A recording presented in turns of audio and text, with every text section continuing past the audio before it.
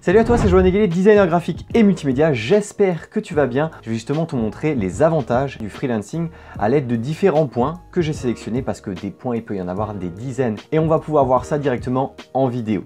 Mais avant ça, n'hésite pas à t'abonner à la chaîne, à appuyer sur la petite cloche pour être notifié des prochaines vidéos et à également partager l'ensemble de la vidéo à tes proches sur les réseaux sociaux si jamais ça peut les intéresser. Qu'est-ce que c'est un freelance?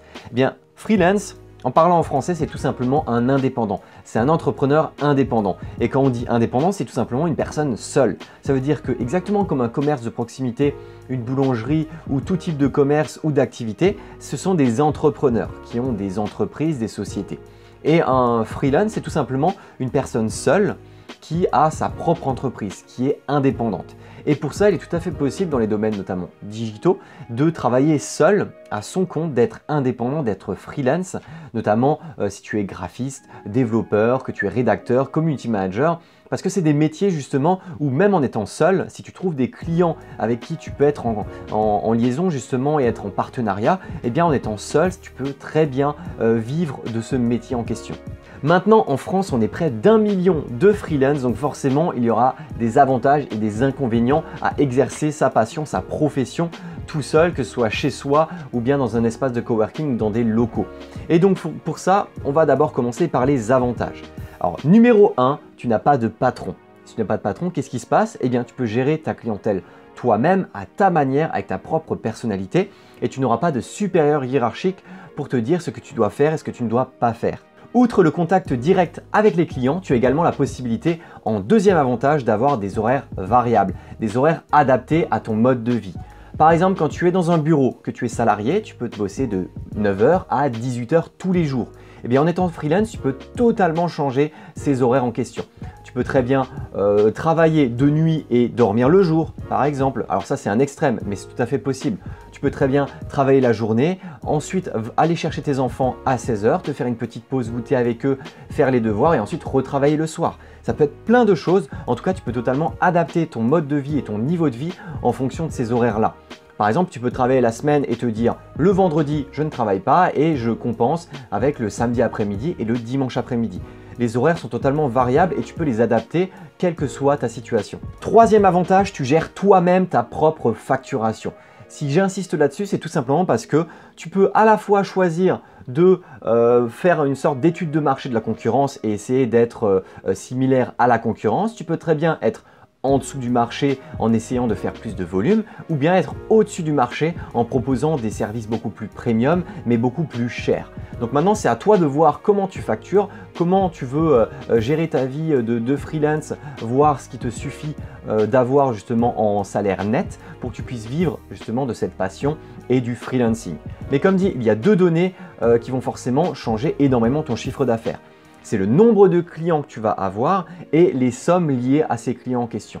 Si un jour tu as envie d'augmenter ton chiffre d'affaires, il faut soit que tu augmentes ton nombre de clients, soit que tu augmentes la facturation en question. Donc à toi de voir ce que tu préfères. Est-ce que tu préfères avoir plus de temps mais facturer plus cher ou bien facturer plus cher en ayant plus de temps de côté? À toi de voir. Numéro 4, tu peux bosser d'où tu veux. Fini la rat race, fini le métro, boulot, dodo. Tu peux travailler absolument d'où tu veux. Tu peux travailler directement d'un bureau depuis ta chambre. Tu peux bosser directement dans un espace de coworking, dans un local. Tu peux bosser chez des amis, chez des parents. Tu peux bosser, je sais pas moi. Imaginons c'est les fêtes de Noël. Tu peux directement aller chez quelqu'un, avoir ton ordinateur portable. Tu peux également devenir un digital nomade.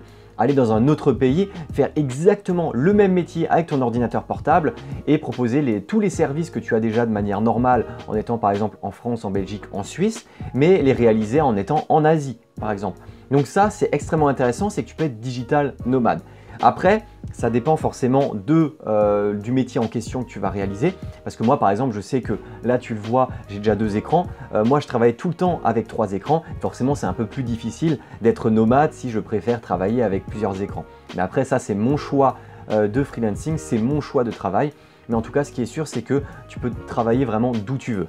Numéro 5, c'est tout simplement choisir ses clients et ses projets. Ça, c'est très important parce que quand tu travailles dans une agence de communication, que tu es community manager, que tu es graphiste, web designer ou j'en sais rien, eh bien, tu vas forcément recevoir les projets de l'agence. Ce n'est pas toi qui vas les choisir. Ça veut dire que l'agence va trouver des projets et tu vas réaliser le projet en question avec l'agence et on te l'aura imposé.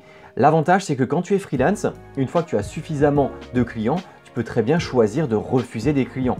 Ok, ce type de projet ne t'intéresse pas, peut-être que tu vas refuser un projet. Tu vas préférer travailler sur ton site web, sur ta communication, sur ton démarchage, trouver d'autres projets beaucoup plus intéressants que tu auras envie de réaliser. Numéro 6, tu peux progresser et continuellement expérimenter de nouvelles choses pour ton business. Ça, c'est extrêmement important parce que très souvent, dans le travail, quand tu es salarié, en agence ou autre, eh bien, on va te limiter. C'est-à-dire que tu vas produire, faire de l'exécution, mais derrière, tu n'auras peut-être pas cette fameuse recherche IT, le fait de pouvoir faire de la pige, de pouvoir voir les nouvelles tendances, les nouvelles créations, tester de nouvelles choses. Imaginons tu es graphiste ou tu es web designer, tu as envie également de faire une sorte de formation en motion design pour t'y connaître un peu mieux en animation. Eh bien, toi, si tu es freelance, tu peux toujours utiliser ton temps de démarchage client, ton temps off, justement où tu n'es pas en train de travailler sur des projets de clients et faire autre chose. Moi, par exemple, tu vois, là, en te faisant ces vidéos-là, j'utilise mes temps off pour faire des vidéos pour toi, freelance. J'utilise une partie de ce temps-là et je le fais pour te faire des vidéos justement à propos du freelancing. Moi, je sais juste que si demain je devais revenir au salariat, ça serait très difficile parce qu'en fait, les avantages pour moi ont largement supplanté les inconvénients. Parce que finalement, les inconvénients, les avantages, tu arrives à les gérer, ceux-là c'est bon. Par contre, les inconvénients, en fait, il faut tout simplement que tu essayes de faire des concessions, tu essayes de voir comment les gérer indépendamment chacun des inconvénients en question.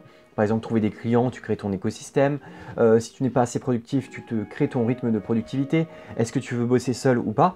Tu testes en fait plein de choses pour que tous les inconvénients, à chaque fois, checklist, ils sont enlevés. Voilà, tu les barres un à un, tu gères tout ça pour que tu sois vraiment épanoui dans ton travail de freelance et que tu puisses vraiment bien gérer et être freelance sur le moyen et le long terme. Donc voilà, en tout cas, si la vidéo t'a plu, n'hésite pas à t'abonner à la chaîne, à cliquer sur la cloche pour être notifié des prochaines vidéos. N'hésite pas également à la partager sur les réseaux sociaux. Et puis, je te dis à très bientôt pour une prochaine vidéo pour toi, freelance. Allez!